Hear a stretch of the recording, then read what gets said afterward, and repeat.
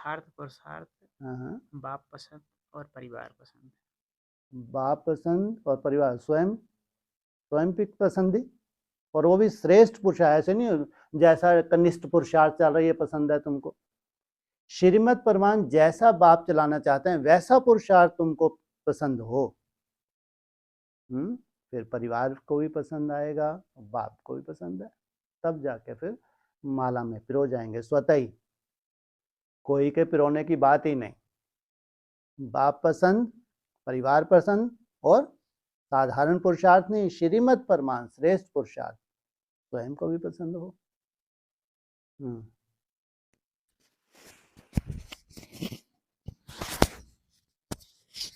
मतलब क्लास में आया था अभी 2-3 दिन पहले, हाँ जी, छोटी छोटी भूल उड़ती कला से नीचे ले आएगी, ठीक है। फिर वो उसको फिर दोबारा ज्ञान करने में टाइम लगेगा, बहुत मेहनत लगेगी। हाँ ठीक है, अब डिपेंड करता तुम कितनी ऊंची स्टेज पे गए हो। नहीं अब वो तुम नहीं, थोड़ा सा तो उससे नीचे गए कैसे, हो, उससे वहां से कैसे फिसल गए, तो थोड़ा सा ऊंचे जाने में ज्यादा मेहनत थोड़ी लगेगी। ज्यादा ऊंचे से फिसले तो मेहनत लगेगी, ऐसे थोड़ा बहुत फिसलते फिसलते तो अनुभवी बन जाते हैं। जाना तो ऊपर ही है, वो छोटी छोटी भूलें तो वो कर ही देते हैं, फिर करते रहो ना, फिर हाँ फिसलते रहो। फिर फिसलते हैं, तो उससे फिर कैसे बचें फिर। वैसे बचे शिक्षाएं नहीं मिल रही हैं, इसलिए तो बोला ना, नई दुनिया के कायदे कानून रस्म रिवाज अलग होंगे, पुरानी दुनिया के मरने खपने वाले शरीर छोड़ के स्वर्ग में जाने वाले कानून कायदे अलग हैं।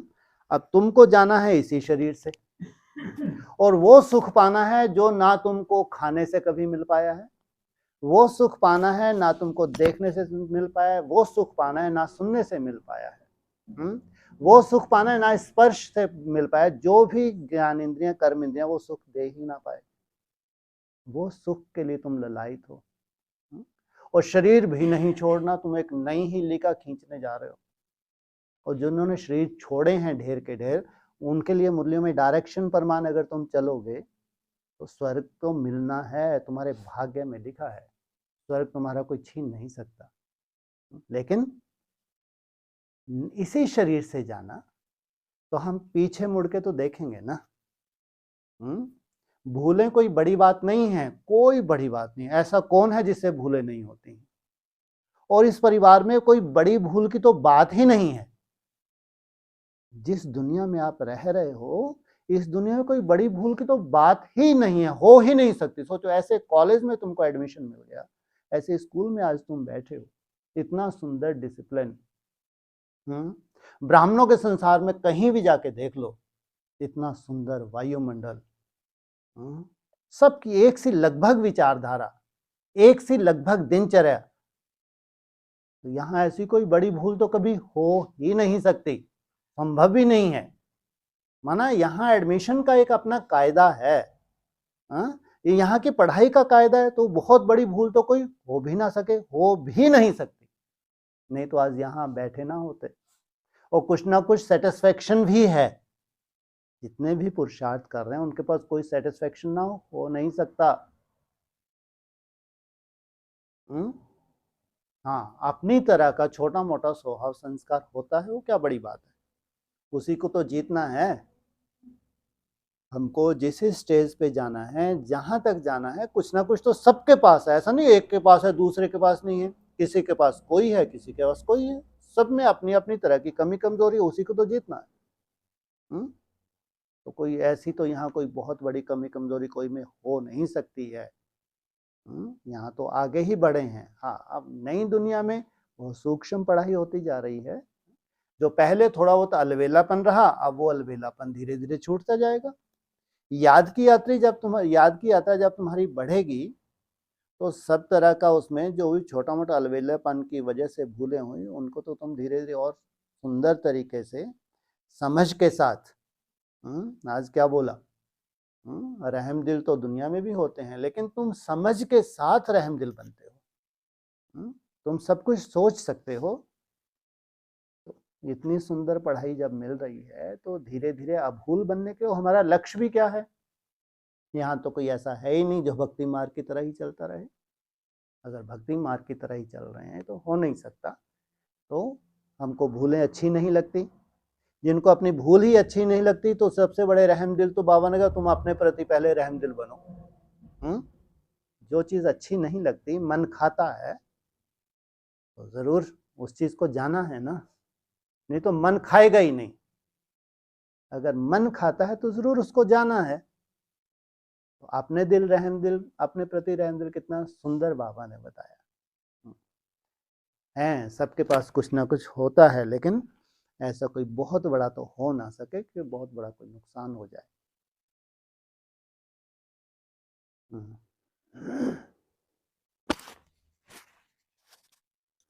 हाँ, ले लो इससे माइक।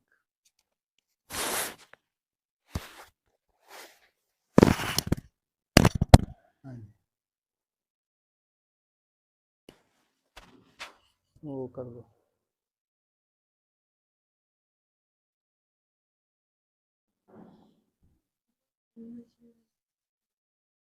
है? हाँ जी। तो क्या है इसका मतलब? इसका मतलब ये है कि जब 10, 20, 40, 50, 60 साल हमको पुरुषार्थ करते हो जाते हैं और बहुत अटेंशन देते हैं, तो 20 साल में धीरे धीरे वो चीज़ नेचर में आने लगती है। कोई भी आप टेढ़ा चलने की ऐसे थोड़ा सा चलने लगो तो कुछ समय बाद आप टेढ़ा ही चलने लगेंगे, फिर चाहते हुए आपका पाँव सीधा नहीं रखाएगा। तो उसको ख़त्म करने के लिए क्या करते हैं, सीधा पाँव रखने लगते हैं धीरे धीरे धीरे धीरे। तो फिर धीरे धीरे क्या होता है, संस्कार कैसा हो जाता है, वो स्वतः ही रखाएगा। अब टेढ़ा रखाएगा ही नहीं, स्वतः ही रखाएगा। तो स्थूल रूप में भी हम लोग जो कहते हैं ना एक्सरसाइज क्यों करवाते हैं, स्थूल रूप में भी कोई भी हमारा अंग आड़ा टेढ़ा हो जाता है तो एक्सरसाइज करते करते नेचुरल रूप धारण कर लेता है, हट से नहीं हो सकता। और जब तक नेचुरल रूप धारण नहीं किया तब तक तुम्हारे सिद्धि स्वरूप भी नहीं हो सकते। जो भी हमारे पैतृक संस्कार, आदि के संस्कार और अनादि के संस्कार कहते हैं, हम तो आदि को ही मर्ज करें, तो वो संस्कार नेचुरल और हमारी नेचर में आने लगे। ये पढ़ाई नेचुरल, आत्मिक स्थिति में टिकना नेचुरल, अभी देह अभिमान में टिकना नेचुरल है। देह भान से दूर जाना कितनी मुसीबत होती है। ऐसे आत्म भान में टिकना इतनी प्रैक्टिस हो जाए कि नेचुरल हो जाए, याद करना ना पड़े, स्वतः ही वो भान बना रहे। बाबा ने 76 तक का समय दे दिया। अगर ये नेचुरल दुनिया ये आने वाले 50 साल में ऐसी बन जाए तो सोचो कितना बड़ा सृष्टि में परिवर्तन हो गया। प्रैक्टिकल देवताएं, नेचुरल, उनका चलना फिरना उठना बैठना कैसा हो गया। पहले देह युक्त था, अब पूरा चलना फिरना आत्मा इमर्ज है, स्वतः ही इमर्ज है। अब कल्पना करके देखो, जिन्होंने ये दुनिया तैयार की उनको तो 20 वर्ष लग गए, और जो उस दुनिया में ऊपर से उतरेंगे उनके लिए नेचुरल होगा।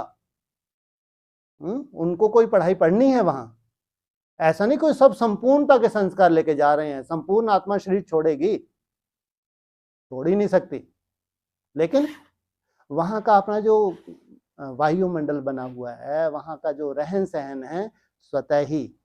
आप कल्पना करके देखो, उस दुनिया में जो ऊपर से बच्चे उतरते हैं, है ना, उनका भोजन कैसा होगा, क्या खाएंगे वहां पे, फल खाएंगे।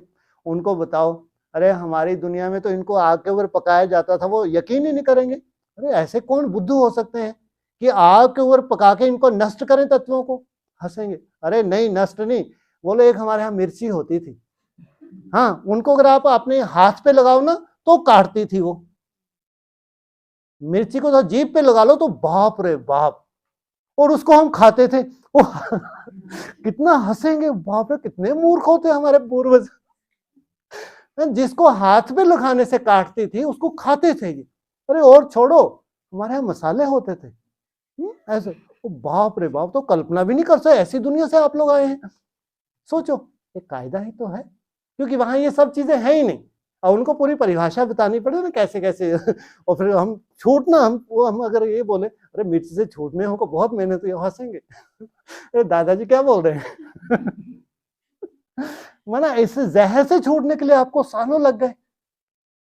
सोचो वो जहर इतना प्यारा आपको हो गया कि सालों आपको तकलीफ देने लगा, उसको छोड़ने में तकलीफ होने लगी। कैसे, कितने मंद बुद्धि, कितने तुच्छ बुद्धि हम हो गए थे। सोचो आप, वो एक हकीकत भगवान तुमको बता रहा है। तो नेचुरल और नेचर टोटली आपका संस्कार का ही परिवर्तन हो जाए। जो 63 जनों के संस्कार ये नेचुरल हो गए हैं, नेचर में आ चुका है, ऐसे नस नस में घर कर गए हैं ये संस्कार हमारे। कितनी तकलीफ होती है इनसे दूर जाने के लिए, इन संस्कारों को छोड़ने में कितनी तकलीफ होती है। बार बार मरना पड़ता है कि देहभान तो सदा ही भरा हुआ है। नेचुरल और नेचर लगातार प्रैक्टिस, जो हम याद की प्रैक्टिस कर रहे हैं, ये हमको किस में ले जाएंगे? Natural, nature.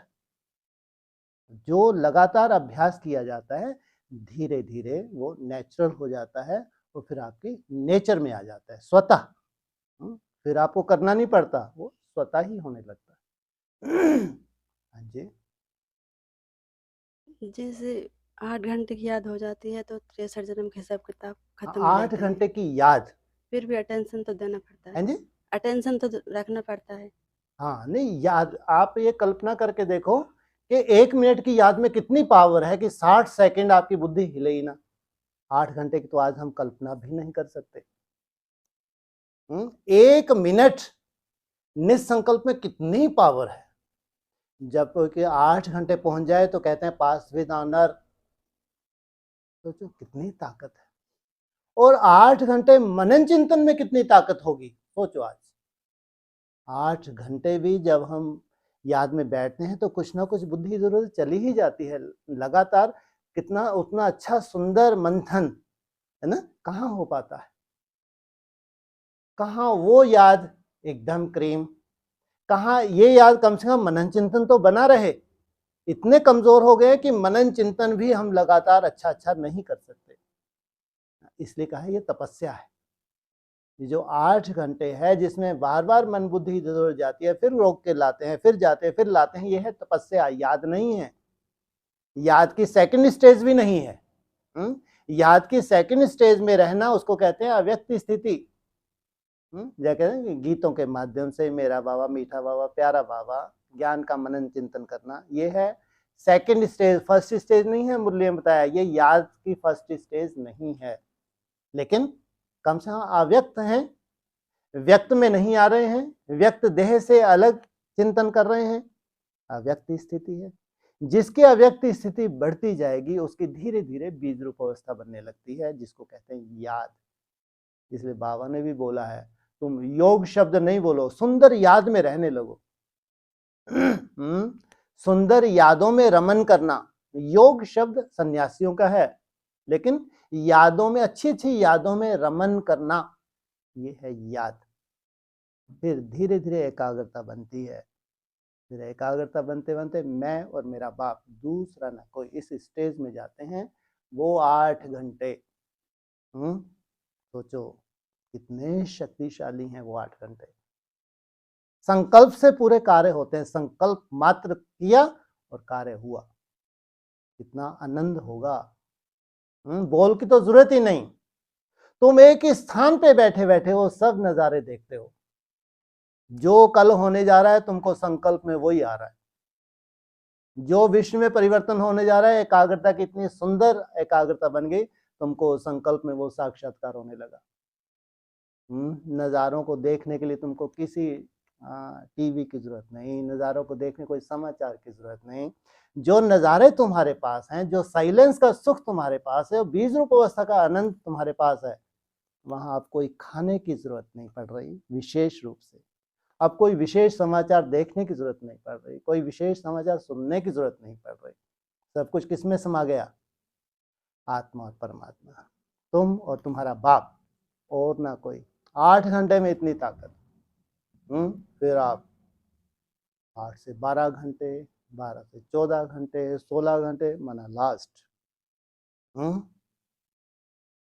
उसके बाद तुम्हारी नई कल्पना कलातीत बापसमान बनना। हमारी यात्रा है, इसलिए बाबा कहते हैं जम दे जाम दे नहीं होता, लेकिन लगातार हम लगे हैं, हम थक के बैठ नहीं गए हैं, हम नीरस होके बैठ नहीं गए हैं, प्रैक्टिस में लगे हैं। हम जानते हैं आगे चल के इतना सुंदर वायुमंडल मिलने वाला है। कैसा?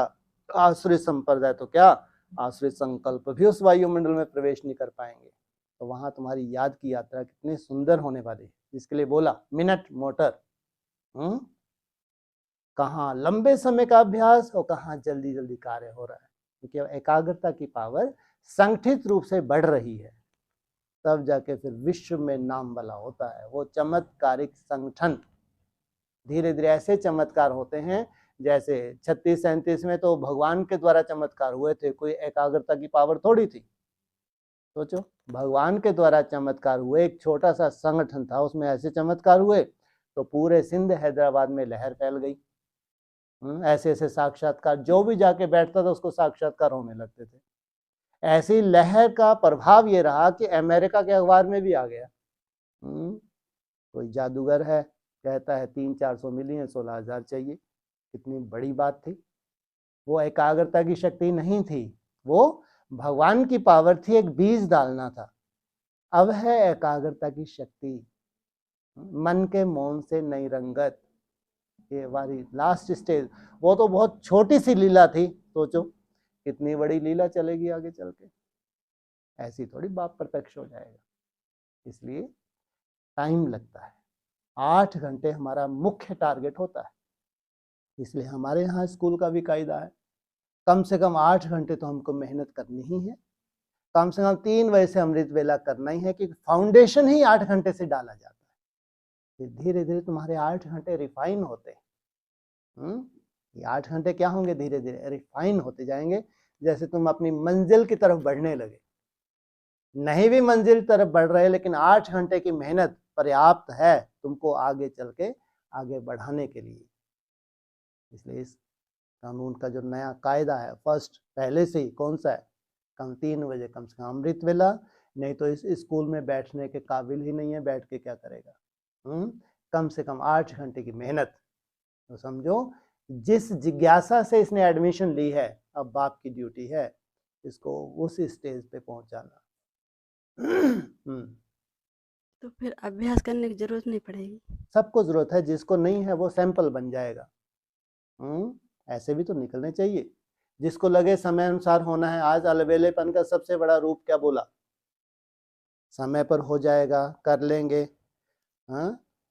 ये भी तो आज बोला ना, ये अलवेलापन है। इसलिए नंबर क्यों बन गए, जबकि हमको ये नॉलेज है। 100 वर्ष के संगम युग की हमको नॉलेज थी, 40 वर्ष का संगम युग, 50, 60, 70 पूरी नॉलेज थी। तो भी किन्हीं के अंदर तो बहुत तड़पन होती रही, जबकि 76 में विनाश होने वाला था। 76 में सब कुछ सामने आने वाला, जब आएगा तब देख लेंगे। और कोई कोई के अंदर तीव्र गति थी, बहुत तीव्र गति थी कि जो टाइम दिया है, इस टाइम में हमको बहुत सुंदर फाउंडेशन डालना है। आज हमारे सामने 3.5 वर्ष की बात आती है। कोई मालूम है 3.5 वर्ष अपनी जगह है। ऐसा नहीं कि 3.5 वर्ष में कोई स्वर्गीय आ गया, 3.5 कोई तीसरे नेत्री खुलने जा रहे हैं, बिल्कुल नहीं। इतने तो समझदार हम बन ही गए हैं। लेकिन जानते हैं 3.5 वर्ष में जितनी तीव्र गति से आत्मा मेहनत कर रही है, वो एक सुंदर फाउंडेशन डाल रही है, जो उसको नंबरवार आगे चल के स्वर्ग में प्रवेशता मिलने वाली है। 3.5 वर्ष में कोई स्वर्ग नहीं आ जाएगा, ना 7 वर्ष में कोई स्वर्ग आ जाएगा, ना 10.5 वर्ष में, ना 14 वर्ष में। 14 वर्ष के बाद जरूर कहेंगे नंबरवार वो आत्मा संसार में प्रत्यक्ष होंगी। लेकिन 3.5 वर्ष में जो फाउंडेशन डालेंगे, उनमें कोई आत्मा स्वर्ग में गई, वो क्या ढिंढोरा पीटेगी क्या बाहर आके, क्या मिल गया, क्या पा लिया, और ही अंडरग्राउंड होते जाते हैं। 7 वर्ष में जो आत्मा उस अनुभूति में चली गई, और ही अंदर घोट रहे हैं, अंदर ही अंदर आनंद ले रहे हैं। जाने वाली आत्माएं लगातार जा रही हैं, लेकिन जो साथ साथ जा रहे हैं वो एक सुंदर फाउंडेशन डाल रहे हैं। जो साथ साथ मेहनत कर रहे हैं, उनकी कोई ऐसा नहीं कि लॉटरी लग गई, लेकिन साथ साथ फाउंडेशन डाल दिया, साथ साथ जो उन्होंने मेहनत की, इस मेहनत का उनको फल भगवान ने दिया। इसलिए नंबरवार पुरुषार्थ अनुसार, नंबरवार उन्होंने ये मेहनत की है, रुके नहीं है। इसलिए अलवेलेपन का सबसे बड़ा जो रूप होता है, वो यही रूप होता है कि समय अनुसार ही होगा। और समय अनुसार ही 8 घंटे की बीज रोप अवस्था पे भी जाना है। मेहनत किस लिए हम कर रहे हैं? ये पढ़ाई है। ये नंबरवार जो हम मेहनत कर रहे हैं वो हमको नंबरवार राजाई के निमित्त बनेगी। ये पढ़ाई जन्म जन्मांतर के लिए सुख के निमित्त बन जाएगी। अब किसी का सुख मान लो 24 से ही शुरू हो गया, सोचो उसकी शूटिंग। किसी का युग सुख 25 में आया, 26, 27 आएगा, नहीं आएगा? आएगा, कोई बताने थोड़ी जाएगा। सोचो। और किसी का सुख 37 में आया, शूटिंग में अंतर हो गया, नहीं हो गया? और किसी का सुख 76 में आया, कितना अंतर हो गया। इसलिए हर सेकंड तुम्हारी शूटिंग हो रही है, हर सेकंड। जितने सेकंड तुम भगवान को याद कर रहे हो, सुख की शूटिंग है। जितने सेकंड कोई ना कोई संशय का रूप है, दुख की शूटिंग है।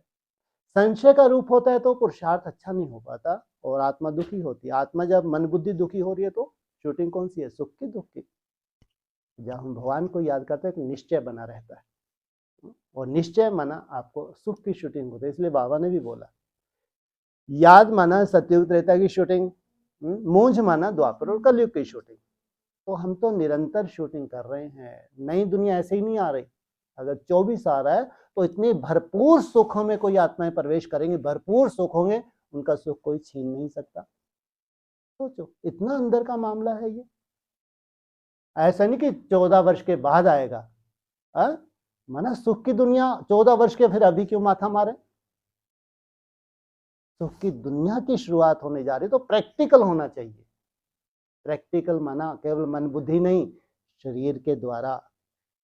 नंबरवार जो अनुसरण करने वाले हैं, पीछे पीछे वो भी फॉलो कर रहे हैं और महसूस कर रहे हैं, दिन प्रतिदिन ऊपर की तरफ जा रहे हैं।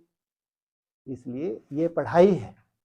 इस पढ़ाई में जितनी धारणा होती है, इस पढ़ाई में जितनी मेहनत होती है, उस अनुसार पद की प्राप्ति होती है। अभी तो हमको उन पदों की तो कोई चिंता ही नहीं है।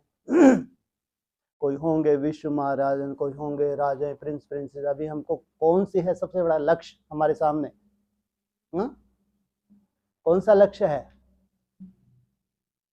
कोई लक्ष्य नहीं है। इसलिए बाप समान ज्योति में समा जाना। इतना लाइट स्वरूप हम धारण कर ले, इतना सूक्ष्म स्वरूप धारण कर रहे कि उस ज्योति को हमारी आकर्षण हो। सोचो, उस ज्योति को, उस निराकार को आपके आकर्षण हो, वो आपकी तरफ लालायित हो। ऐसे आप अपनी कट उतार लें, इतना आप सूक्ष्म बनते जाएं कि भगवान को आपके आकर्षण होने रहे। सोचो, इतना बड़ा विश्व, 800 करोड़ आत्मा, अच्छे अच्छे भक्त, अच्छे अच्छे जंगलों में भी बैठे होंगे, हिमालय में भी बैठे होंगे। आप साधारण और आप इतने हल्के बनते जा रहे कि भगवान को आपकी आकर्षण होने लगे। अच्छा, आप बाप समान बनते हैं, आप ज्योति में समा जाते हैं। कितना बड़ा सुखों का भंडार होगा जो उन्होंने शास्त्रों में कितनी बड़ी भूल कर दी। क्या कर दी? आत्मा सो परमात्मा। सबसे बड़ी भूल शास्त्रों में हो गई। कौन सी? क्या लिख दिया? आत्मा सो परमात्मा। भगवान को आके माथा मारना पड़ा, अरे आत्मा परमात्मा नहीं होती है भाई। सोचो, कितना सुंदर स्वरूप आपने धारण किया। संगम युग पे भगवान में और आप में कोई कमी नहीं रही। जो कुछ भगवान के पास है वो तुम्हारे पास आ गया। तुम दुनिया को जलवे दिखा रहे हो। भगवान तुम्हारा बैकबोन बन गया। और इतना बड़ा स्वरूप धारण करने का तो कोई पूरे कल्प में कल्पना भी नहीं कर सकता। बड़े बड़े राजाएं, महाराजाएं, हिटलर जैसे पूरे विश्व को जीतने जैसी कल्पनाएं की उन्होंने, लेकिन भगवान के समान बनने की कल्पना करके ऋषि मुनि गए जंगलों में, लेकिन नेति नेति कह के लौट आए। केवल एक संगम युग ही है जिसमें हम भगवान के समान बनते हैं, उस निराकारी, निर्विकारी, निरहंकारी स्टेज को प्राप्त करते हैं।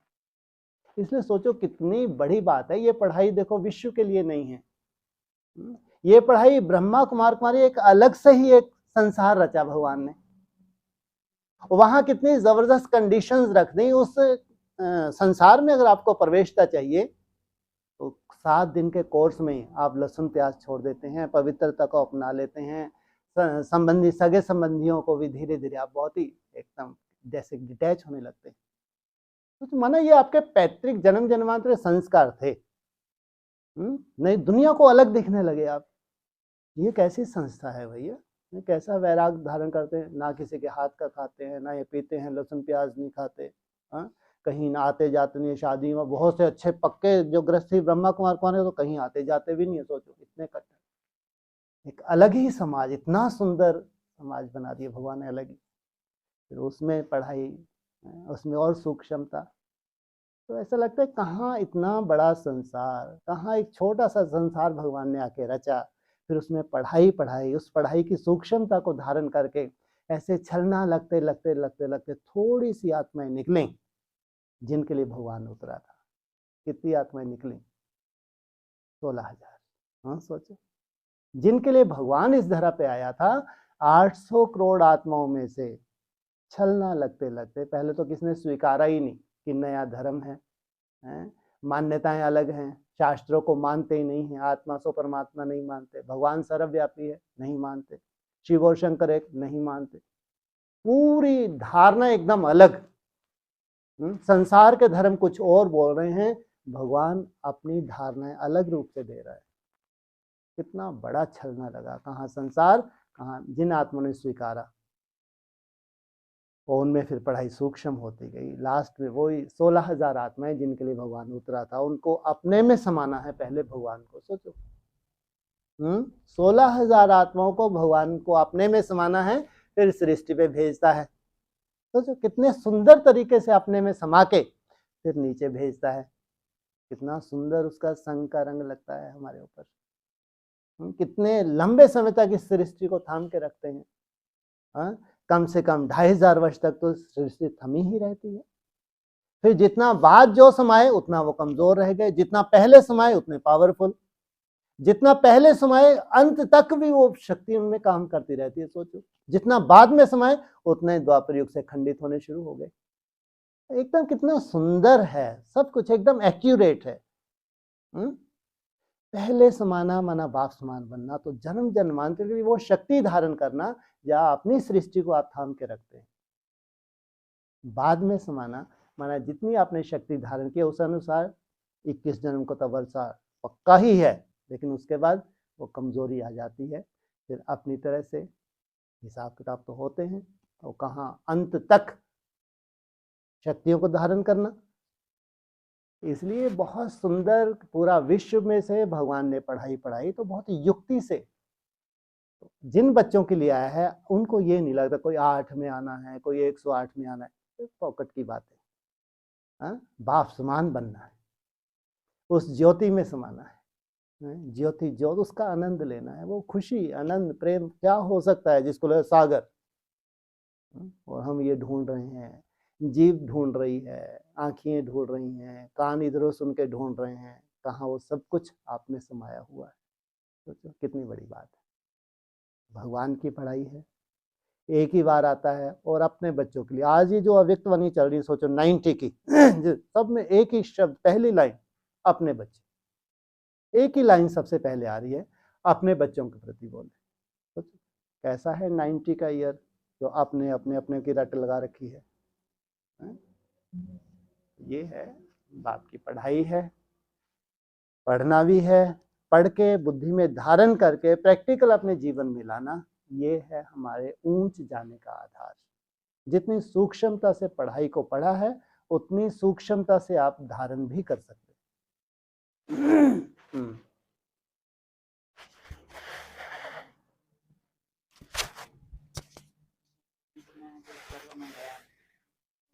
25-26 कहाँ से आ गया? जैसे कोई 3.5 साल में 1926। हाँ जी, 2026 मैं क्या कोई भरोसा थोड़ी, जब भट्टी में रहते पता नहीं क्या कोई साक्षात्कार होते हैं। हाँ जी हाँ, ये 25-26 ना, 24 क्यों नहीं बोला आपने ना? अब आपको 9 तारीख नहीं दिख रही, गुड़ी पड़वा नहीं दिख रही, 25-26 1 बजेंगे तभी स्वर्ग आएगा। शिव जयंती कृष्ण जयंती 12 बजे मनाते हैं या 1 बजे मनाते हैं? 12 बजे। तो आपने 25-26 क्यों बोला? भूल गए थे? हाँ वो बात अलग है, कोई बात नहीं। हाँ जी, एक एग्जाम्पल। अच्छा एग्जाम्पल दिया आपने। हाँ 2 एग्जाम्पल। जैसे ये 24 शुरू हो रहा है या 25 में, तो जैसे कोई गया नहीं स्वर्ग में, हाँ जी, लेकिन मेहनत अभी कर रहा है। हाँ जी, तो क्या ये बाद में उतरेगी आत्मा या फिर कैसे? लो, इनसे ये तो कुछ इतनी ही बुद्धि चला लेंगे कि बात मत पूछो। यहाँ बैठ के दिन रात स्टेप के ऊपर स्टेप रख रहे हैं और इनको लगता है हम बाद में उतरेंगे। हद्दी हो गई ये तो है। कैसे कैसे टाइम एडमिशन ले लिया आपने?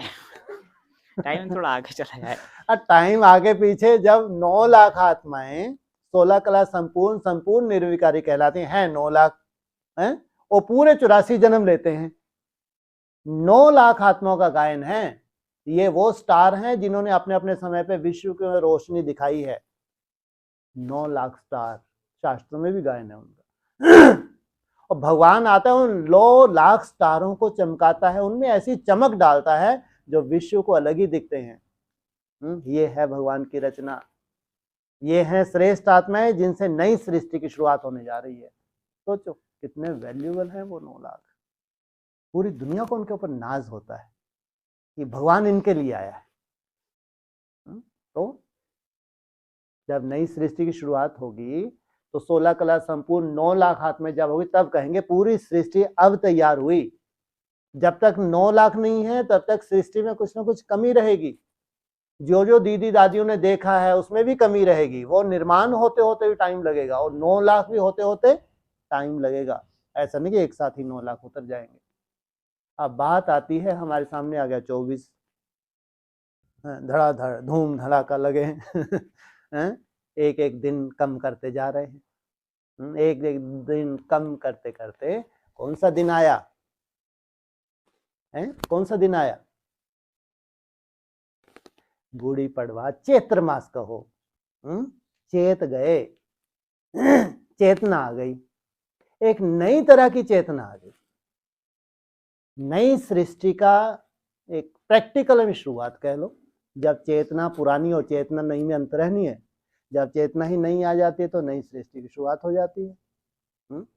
अब नई सृष्टि की शुरुआत होती है जो साथ साथ कदम के ऊपर कदम रख रहे हैं, साथ साथ अमृत वेले से लेकर रात तक पुरुषार्थ नंबरवार है, लेकिन एक सही मेहनत है उनकी। उठने से लेकर रात तक एक सी मेहनत। अपने अपनी तरह की कमी है उसको छोड़ने के लिए मेहनत कर रहे हैं। सोचो साथ साथ। तो इनकी गति ये फिर बाबा ने टाइम दे दिया 3.5 वर्ष। जो नए नए भी आ रहे हैं वो लास्ट तो फास्ट तो फर्स्ट मेहनत में लगे नहीं लगे। सब में अपनी अपनी तरह की कमी कमजोरी है, उसको छूटने में भी टाइम लगता है, लेकिन थकते नहीं हैं हम, लगातार लगे ही हैं। अलबेलापन सब में आता है, लेकिन अलबेलापन कोई कोई अपने पास ज्यादा समय टिकने ही नहीं देते अलबेलापन, और कोई में अलबेलापन थोड़ा सा ज्यादा रहता है, क्योंकि हमारी अब दिनचर्या एक सी हो गई, जीना हमारा एक सा हो गया, हमारा रहन सहन एक सा होता जा रहा है। तो भी अपनी अपनी तरह का अलबेलापन, अपनी अपनी आलस करूँ, अपनी अपनी तरह की कमी कमजोरी। कोई तो अमृत वेला उठते से ही अपनी आंखों के बार बार छींटे मारते हैं, घूमते, कोई बैठे बैठे झपकी में ही निकल जाता है। तपस्या तो है, लेकिन जिनने बहुत अटेंशन रखा, छींटे मारे, बार बार पिचकारी का यूज किया, ये भी तो स्टेप के ऊपर स्टेप रख रहे हैं। यही कारण जो हम भी सर्टिफिकेट देंगे यहाँ, उनकी तीव्रता को देख के हम भी सर्टिफिकेट देंगे, क्योंकि हम सब एक साथ पढ़ाई पढ़ रहे हैं, एक दूसरे को हम देख भी पा रहे हैं, एक दूसरे की तीव्र गति को भी देख पा रहे हैं। तो आप खुद ही सर्टिफिकेट देंगे, अंदर से आप महसूस करेंगे ये हमारे से आगे निकला जा रहा है, खुद सर्टिफिकेट दे देंगे। अब जब खुद आप ब्राह्मण परिवार सर्टिफिकेट दे रहा है तो आत्मा अपनी मेहनत से तो संतुष्ट है नहीं है, उसको अंदर से और प्रेरणा होती जा रही है, और बाप तो साक्षियों के देख ही रहा है। तो आपका श्रेष्ठ पुरुषार्थ सबसे पहले आपको सर्टिफिकेट दिलाता है, परिवार भी सर्टिफिकेट दे रहा है। तो आप पहले कूदेंगे या बाद में कूदेंगे? 3.5 वर्ष में जैसे कि लॉटरी लग जाती है। चंद्रवंशी आते हैं, चंद्रवंशियों को बेचारों को मालूम ही नहीं था कि मन मनाभव केवल हमने यही सोचा था कि भगवान की याद में रहना है, याद करना है। विकारी जीवन उनको अच्छा नहीं लगा, शुद्ध खान पान है, पवित्रता को अपनाया हुआ है, लेकिन उनको ये नहीं मालूम था कि एकदम निसंकल्प निराकारी स्टेज से बाप के अंदर समाना, इससे ऊंची कोई प्राप्ति नहीं है। अब उन्होंने भी प्योरिटी की पावर बहुत है उनके पास, दिव्य गुणों से भरपूर हैं, तो इतनी मेहनत नहीं लगती, तो भी मेहनत तो करनी पड़े। मन को अच्छा चलाना आता है उनको, लेकिन ब्रेक तो लगानी पड़े, ब्रेक के लिए तो मेहनत करनी पड़े। उसमें वो नंबरवार, वो लोग भी उसी स्टेज को पाएंगे नहीं पाएंगे 3.5 साल में। अब जाके बना प्रैक्टिकल वैष्णव रूप, विष्णु रूप। अब इनके संस्कार मिले, सोचो। उसके बाद जो और धर्म पिताएं हैं उनका नंबर लगेगा नहीं लगेगा, वो मैदान में आएंगे नहीं आएंगे, उस निराकारी स्टेज को प्राप्त करेंगे। तो कम से कम 14 वर्ष तो लग ही जाते हैं, चाहे द्वापरयुगी धर्म पिताएं हों चाहे कलयुगी धर्म पिताएं हों, इनको संस्कार मिलाने के लिए 14 वर्ष तो कम से कम चाहिए। तो ये पढ़ाई है नहीं है। तो जो यहाँ जा रहे हैं, जबकि 9 लाख आत्माओं से सृष्टि की शुरुआत हो रही है, तो 9 लाख आत्माएं आपको लगता है कि 37 में कंप्लीट हो जाएंगी, जबकि 16,000 आत्माओं को समझ आ गई है क्या करना है क्या नहीं करना है। ये समझ आ गई है, जैसे अपने पाँव पे खड़े हुए हैं, दौड़ी नहीं पहनी है अभी। 16,000 में पीछे पीछे के भी तो हैं, है? बहुत से तो विनाश को ही देख रहे थे, बहुत से तो हमारे आगे के ब्राह्मण है उनको ही देख रहे थे, हैं? तो किसी न किसी कारण से अटके रहे, रुके रहे। अब उनको समझ आ गई, सब कुछ देख लिया उन्होंने, प्रैक्टिकल भी देख लिया, अच्छी अच्छी मूर्तियां उनके सामने आके खड़ी होंगी, सब देख लिया। गंगा, यमुना, सरस्वती, कृष्णा, कावेरी, ब्रह्मपुत्रा, नर्मदा, ऐसे ऐसे सैंपल आके खड़े हो गए प्रैक्टिकल रूप धारण करके, और इनके साक्षात्कार भी होने लगे दुनिया में। अब जाके होश आई, समझ आई। तो मेहनत करेंगे। 16,000 हैं, तो 16,000 को समझ आ जाना कम बात है क्या? अपने पाँव पे खड़े हो जाना कम बात है क्या? जब तक अपने पाँव पे माना इतना निश्चय बुद्धि नहीं बने हैं कि आप कभी भी, आपका डाउनफॉल नहीं होना चाहिए, अनिश्चय में आपको नहीं आना है। रेस ही अलग हो जाती है, फिर उनमें 9 लाख का एडिशन। इसलिए बाबा ने कहा कम से कम 76 से लेके 2076 तक पुरुषोत्तम संगम को कम से कम बोला, इतना तो देना ही पड़े। इसलिए कोई जम दे जाम दे वाली बात नहीं है। भक्ति मार्ग मुर्दाबाद हो रहा है इस दुनिया में, जो नई भक्ति मार्ग के लिए कोई गुंजाइश नहीं होगी। आप अपने थर्मामीटर से निकाल रखेंगे कि हमको शरीर छोड़ना है, लेकिन खुशी खुशी से छोड़ना है। नई दुनिया में खुशी खुशी से, इतनी सुंदर मेहनत करके नई शरीर छोड़ना है, तो बहुत सुंदर तरीके से आप इंद्रियोजीत बनते जाओगे स्वतः ही। आज कितना सुंदर पॉइंट था, है? धीरे धीरे ऐसा सुंदर वायुमंडल होगा, उस वायुमंडल की तरह ऊपर की तरफ जाएंगे। तो 24 माना 24-25 नहीं, स्टेप पे ऊपर स्टेप रख के चलना, माना वैसे की वैसी हम मेहनत करना, तो उसमें ही नूंद हो रही है हमारी संपूर्णता की। उसी में हम नंबरवार पीछे पीछे पिरोना भी है हमको। इसे सभी पुरुषार्थ मिले। मैं कई बार ये भी तो बोलता हूँ, ठीक है, हम तो एक अलग परिवार में डिस्कस करते भी हैं, लेकिन जो डिस्कस ही नहीं कर रहे, लेकिन उनको अंदर से क्या प्रेरणा नहीं हो रही होगी? ये नहीं हो सकता कि वो इस परिवार से कोई लेना देना ही नहीं है, आपकी कैसेट से कोई लेना, क्या उसको प्रेरणा नहीं हो रही? क्या उसको भी प्रेरणा हो रही है, स्वतः ही उसके अंदर वैराग आ रहा है। वो अव्यक्त ज्योतिर्लिंगम जो ठेका उठा के आया है, वैसे उनको भी प्रेरणा हो रही है। हाँ, आप एक परिवार के रूप में मेहनत कर रहे हो, अभी उनको वो परिवार मिला नहीं है, लेकिन प्रेरणा हो रही है। आगे चल के वो उस परिवार में ट्रांसफर हो जाएगा कि उसी परिवार के अनुकूल वो मेहनत कर रहा है, तो दूर रह के अंदर से ही प्रेरणा हो रही है। आगे चल के वो अनुभव भी सुनाएंगे, अरे हम तो ऐसी कल्पना करते भगवान, ऐसा कोई संसार होना चाहिए, ऐसी मेहनत होनी चाहिए। स्वतः ही वो आगे चल के देखना, अनुभव भी सुनना, जबकि उनसे कोई लेना नहीं है, आप लेना देना नहीं है आपसे, प्रेरणा हो रही है, वो लगे हैं, पुरुषार्थ कर रहे हैं। बस आगे चल के उनको संगठित होना है।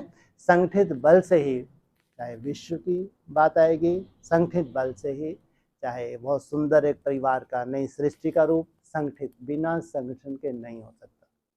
इसलिए हम लोग जो मेहनत कर रहे हैं, कदम के ऊपर कदम रख के चल रहे हैं, ये अपनी तरह की हमारी शूटिंग है।